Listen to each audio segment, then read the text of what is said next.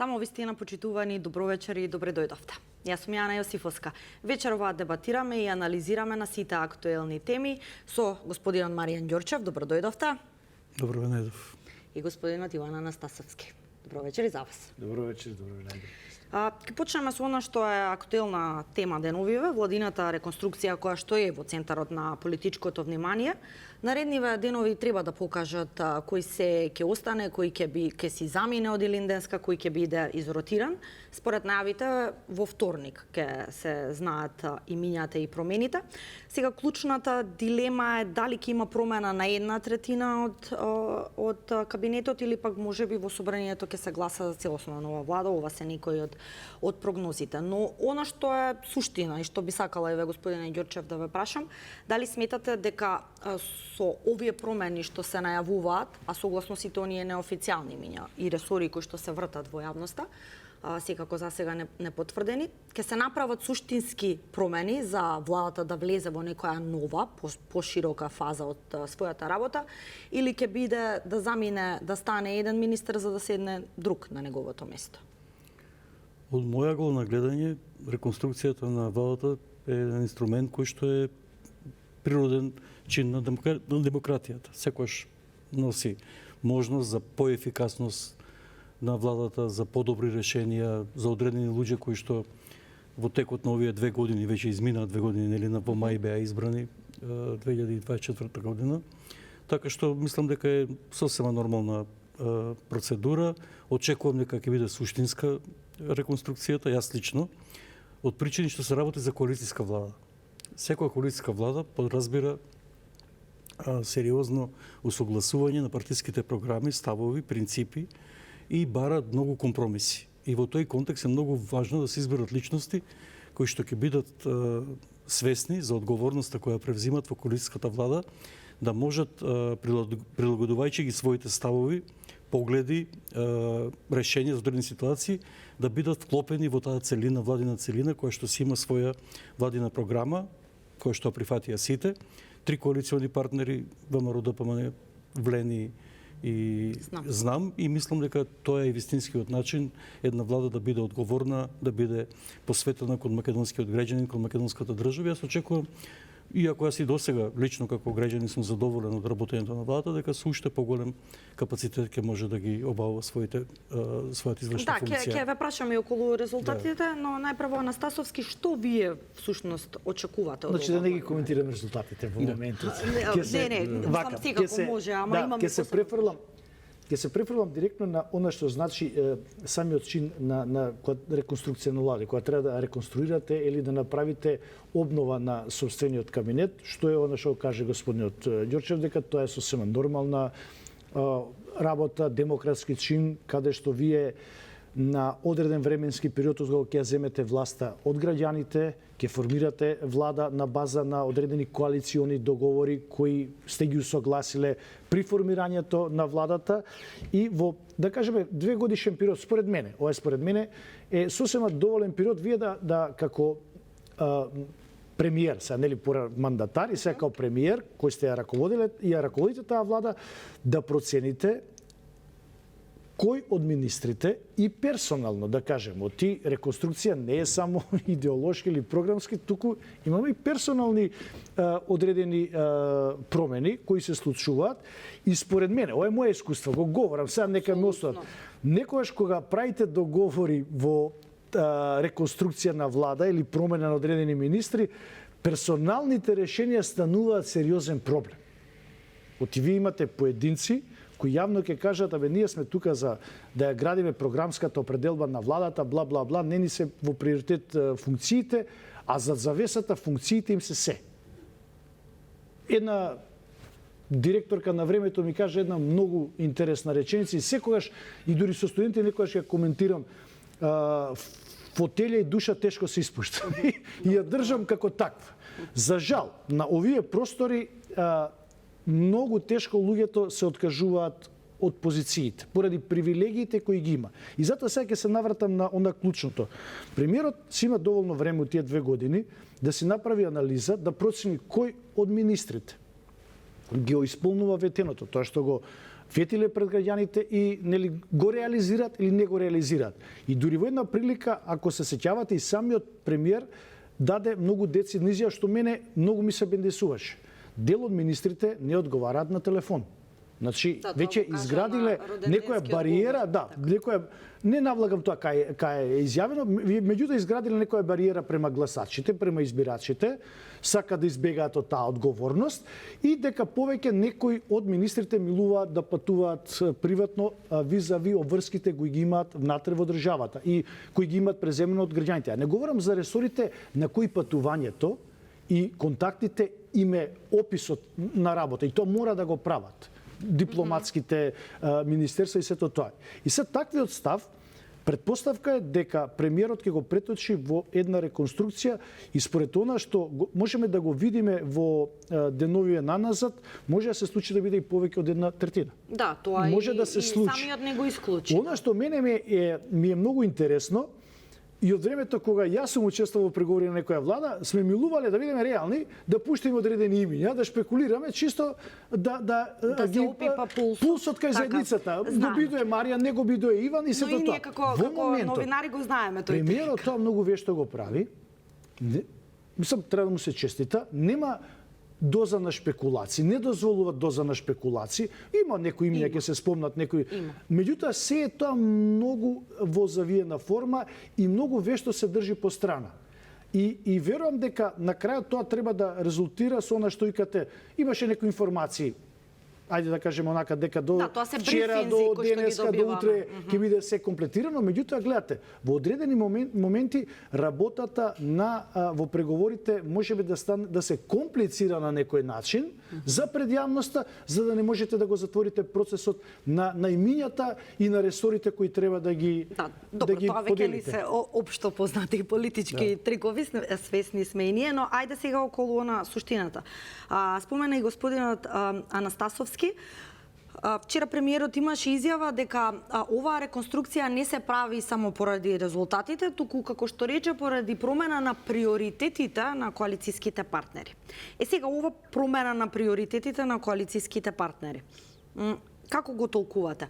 Бидејќи сега повторно идеме нели со оние неофицијални информации, апетитите можеби не се зголемени, па други се незадоволни, постојат и такви информации.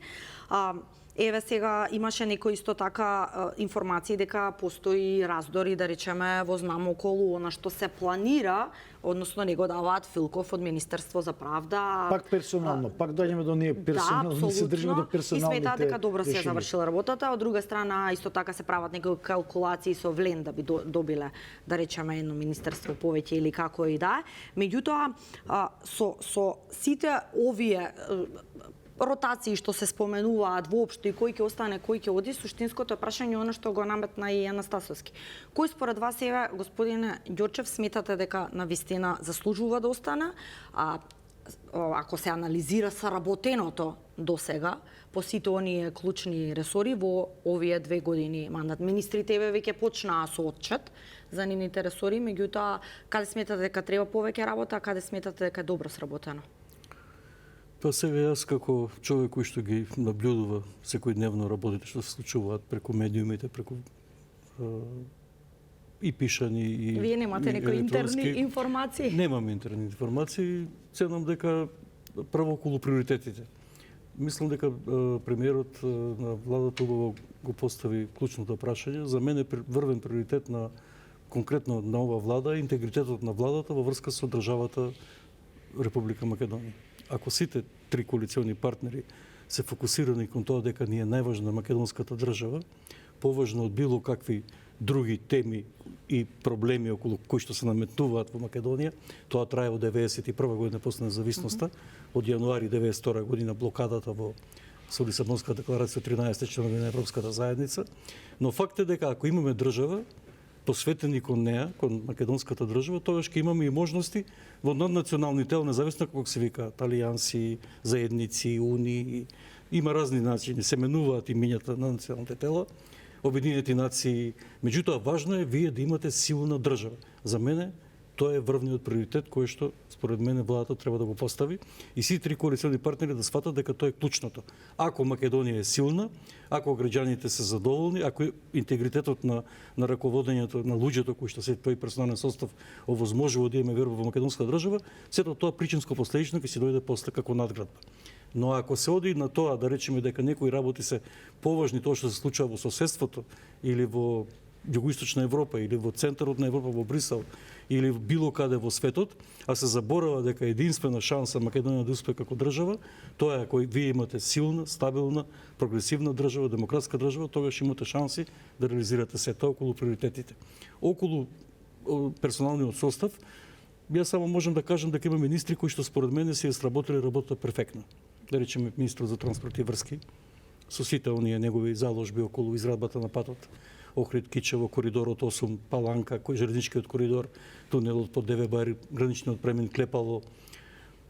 Едноставно се работи, патот Охрид Битола Прилеп, едноставно тој министр, господин Николовски, работи според мене навистина задоволително. Министрот за дигитализација, дигиталното општество, господин Тандоновски. Да, и тие всушност не тие се се министри кои што да речеме според мене министрот за одбрана, дел од нашето членство во НАТО до сега за овие 2 години според мене вршат работата безпрекорно.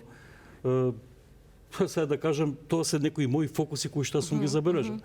Од оно што јас го имам исто забележано, ете како поранешен човек кој што бил многу години во спортот, да речеме сметам дека некако во некои делови одредени спортови во Македонија, еве јас бев долги години во шаховската федерација, во шаховскиот сојуз, и како надпреварувач, и како председател на федерацијата, мислам дека спортот некако се посвети на некој начин, се ориентираше само кон една гранка во делот на спортот. Па еве Солина Ѓурчевска, Министрот доаѓа од ракометот. Во тој контекст мислам дека треба да имаме на лепезесто растегнување на оно што представува промоција на одредени спортови во кои што Македонија докажала. Ние сме двократен европски првак во колективен шах во алкалоите, двократен европски првак. Кисела вода е петан европски шампионат. Шаховски клубови. Медали имаме освојување, злато Јачимовиќ на Олимпијада во Истанбул, Владко Георгиев сребро Олимпијада во Палма де Мајорка.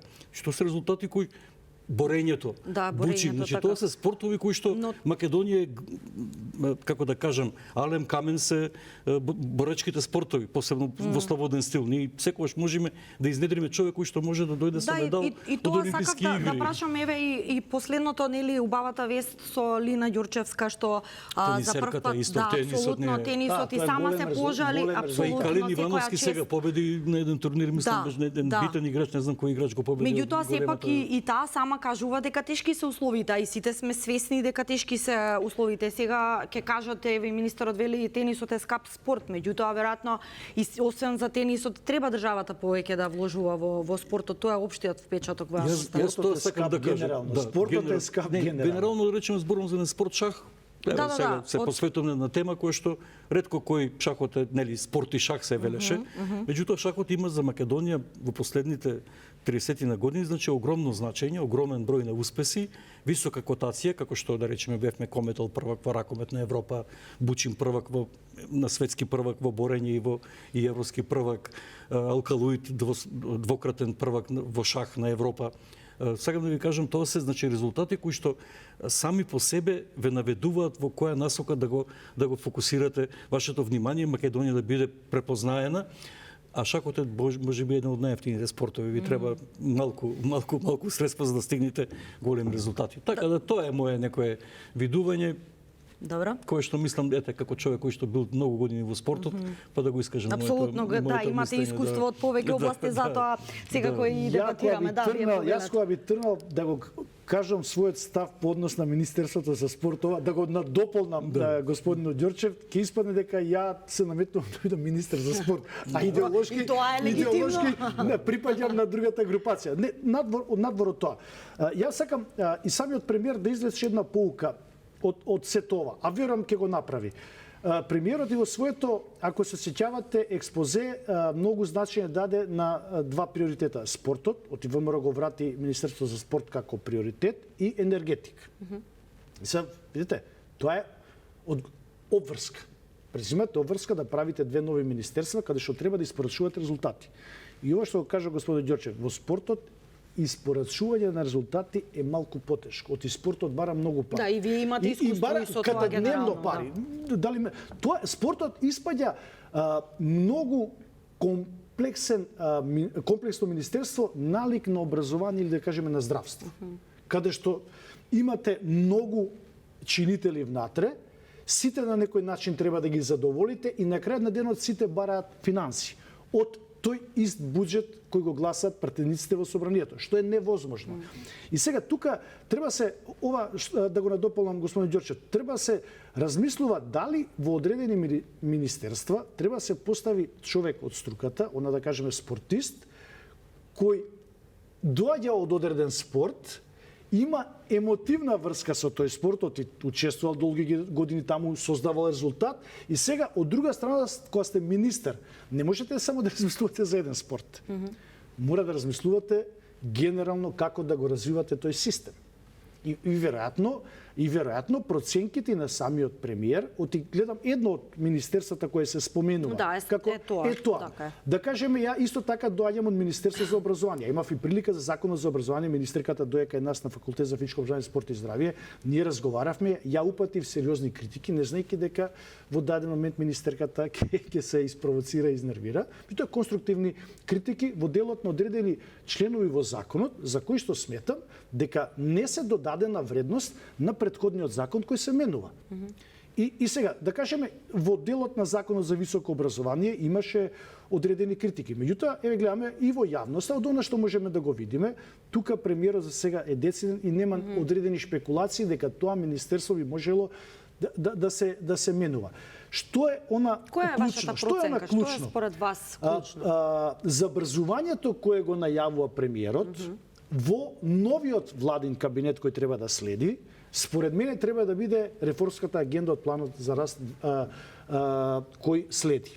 Тоа е основата за државата, она што ќе каже господинот Ѓорчев, за државата. И мислам дека премиерот треба да се води од тие постулати, да постави таков тим. Знаете како, вие не може, како спорт, не може да забрзувате у 70 минута со играчи кои се измориле, се повредиле и не можат да продолжат да играат. А има такви играчи и веројатно и самиот премиер си ги има детектирано и во тој дел, значи владата мора сериозно да влезе во тој реформски процес, кај што највеќе сме напаѓани во делот на корупцијата и највеќе сме напаѓани во делот на правосудството. И гледате сега, најголемата дебата да го трнеме персоналното решение околу Министерството за правда. Да. Таму мора да имате сериозни промени. И партијата која е влезена во тој коалиционен кампус, како знам, и таа мора да биде прагматична во одреден момент и да каже, добро, окей, не треба да се влезе со уцени во делот кога треба да правите реконструкција, оти вие на крајот на денот имате еден параметар кој сака да го спомне. Ги имате локалните избори.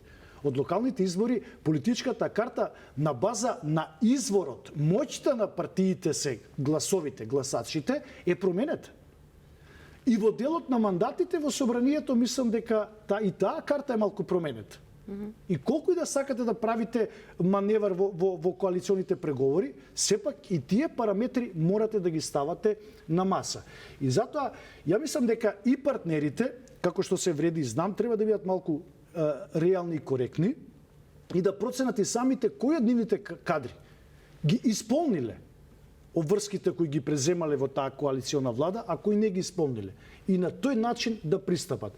Ако пристапат сите од одредени персонални решенија, а моето убедување е дека во најголем процент партиите пристапуваат од тие персонални решенија. Дали Иван ќе биде министер по секоја цена, нема да биде. Што е многу опасна теза и многу опасна материја.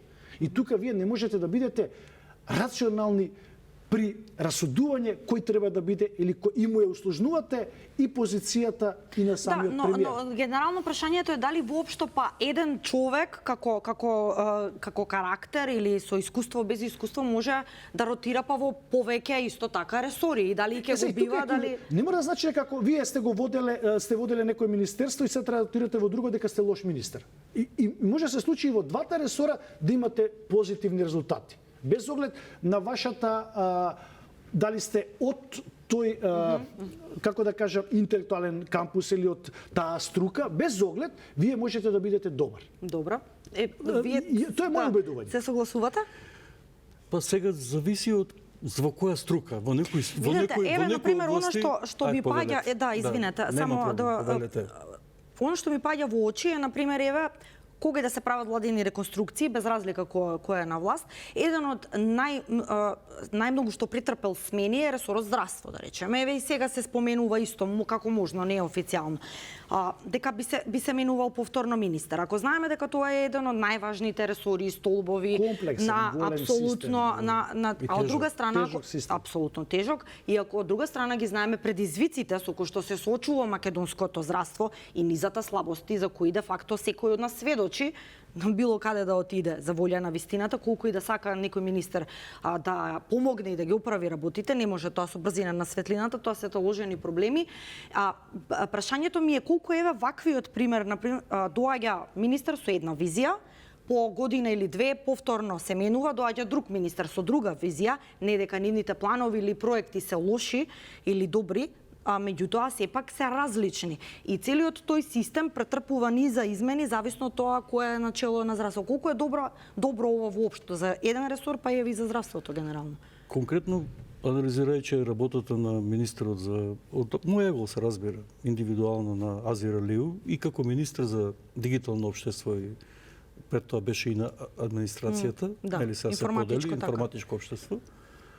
Сега како министер за здравство, она што тој го говори на неговите пресови, она што тој го говори околу некои проекти кои што ги има, од мој ъгъл на гледање е многу сериозно, многу би рекол еден подход кој што почива на една длабока анализа, темелна анализа како треба да оди македонското здравство, во кои сегменти да се развива и што се клучните елементи на тамошниот развој на здравствениот систем во Македонија. И мислам дека тој човек, например, мене ми влева впечаток на една силна личност, професор на универзитетот на Штоловиот универзитет, човек кој што има огромно знаење, се докаже и во делот на дигиталното општество, во ви одговорам интегрално на другото прашање, значи не мора еден човек да биде само на една област посветен.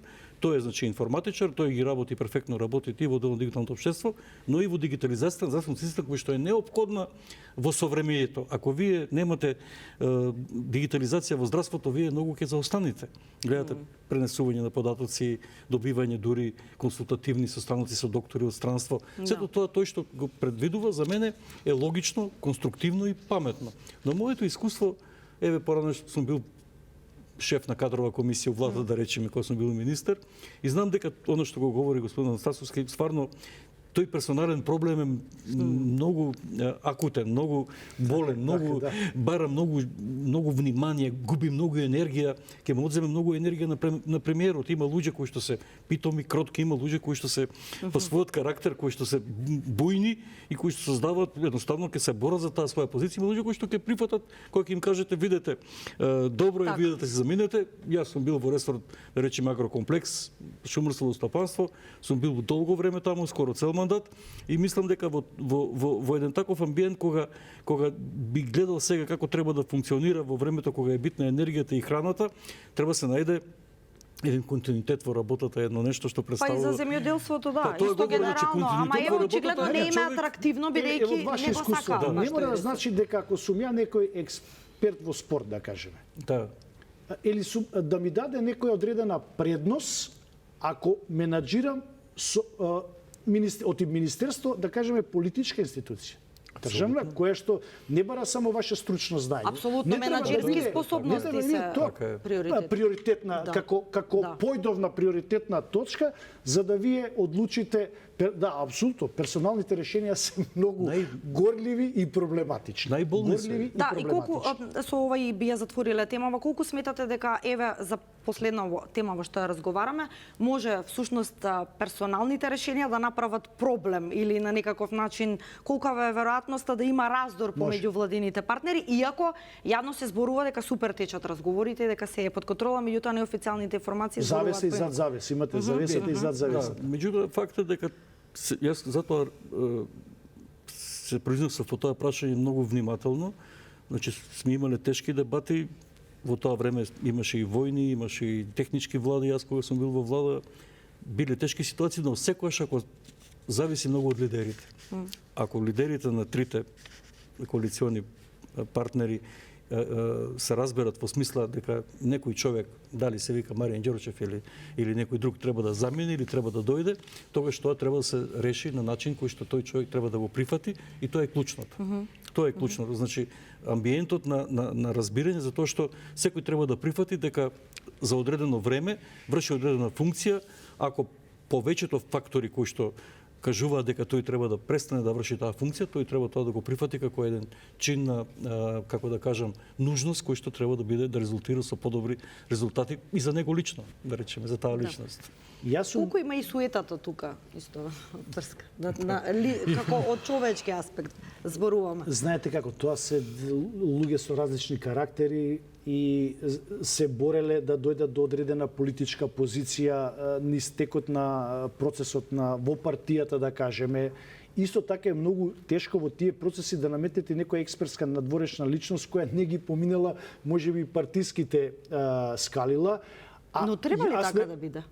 Апсолутно, ја тврдам дека можеби некој од надвор ќе донесе многу подобри резултати за одредена институција. Дали мора да се мери да помине низ партискиот, меѓутоа партискиот, цврстиот партиски човек може да оценува на база на ограноците кои ги држи, на база на делегатите кои ги држи, и тоа се некои игри за кои искрено не сакам да говорам, ама му прават сериозен проблем и на првиот човек што ја води владата, и му прави сериозен проблем и на државата. Кога ќе ги ставате личните работи над непартиските, ги тргам на страна, над државните, е сериозен проблем. Она што рече на почетокот господинот Ѓорчев, ако тие работат во функција на државата, окей. Меѓутоа, ако само го гледаат личниот интерес да по секоја цена бидат дел од владин кабинет, без оглед на се, многу тешко ќе создавате позитивни резултати.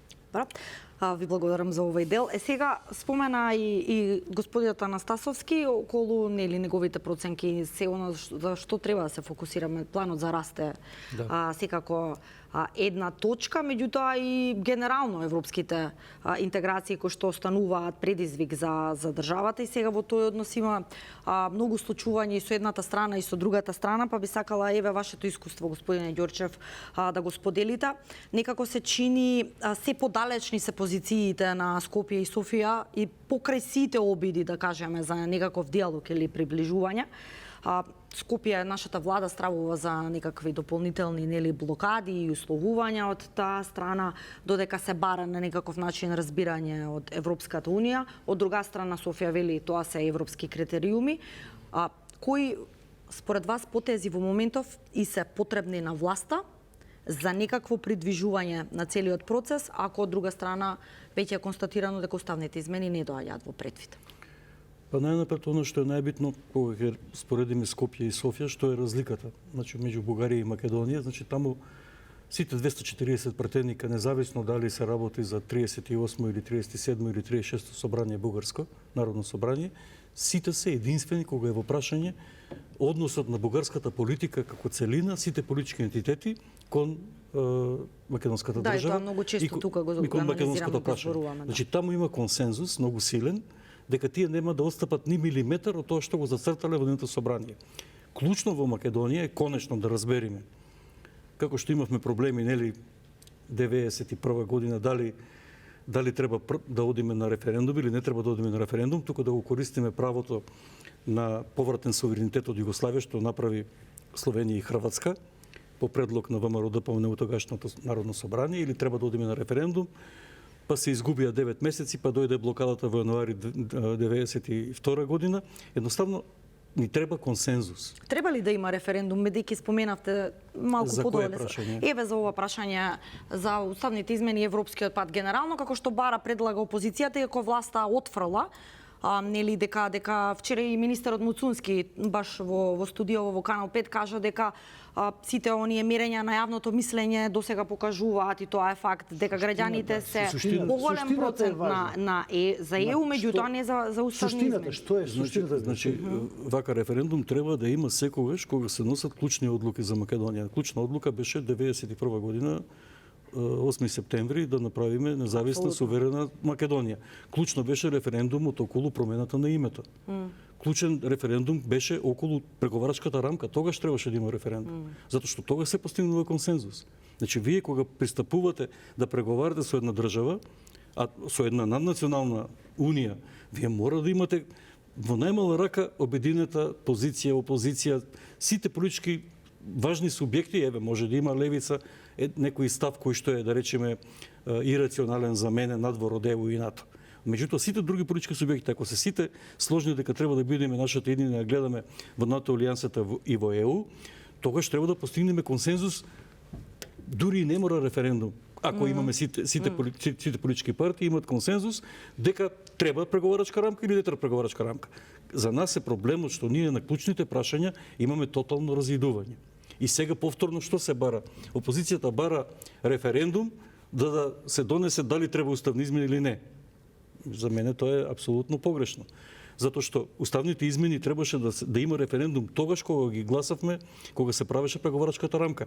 Дали сакаме таква преговарачка рамка или не сакаме таква? Дали во членот 5 треба да стоат билатерални договори со Грција и Бугарија, па потоа и мерките и извештаите или не треба да стоат? Значи, многу се едноставни работите. Точно е тоа што велите. Треба да знаеме што сакаме да постигнеме. За мене клучно е да седнат сите политички партии да ги изнесат своите ставови, јасно, гласно, отворено. Ма изнесени се, господине Ѓорчев. Јас тоа сакам, ние постојано зборуваме дека е неопходно и сите се согласни дека е потребно политичко единство и национално обединување. Дали е возможно? Да, прашањето е дали е возможно со вака закупани партиски ровови, и од едната и од другата страна, диаметрално спротивни позиции и ставови, и на некаков начин впечатокот во јавноста е дека повеќе е и наетење отколку на вистина покажување на волја дека државниот интерес е пред се, а кажани се ставовите. СДСМ вели едно, ВМРО ДПМН и премиерот генерално и владините партнери велат друго, помалите исто така партии ротираат согласно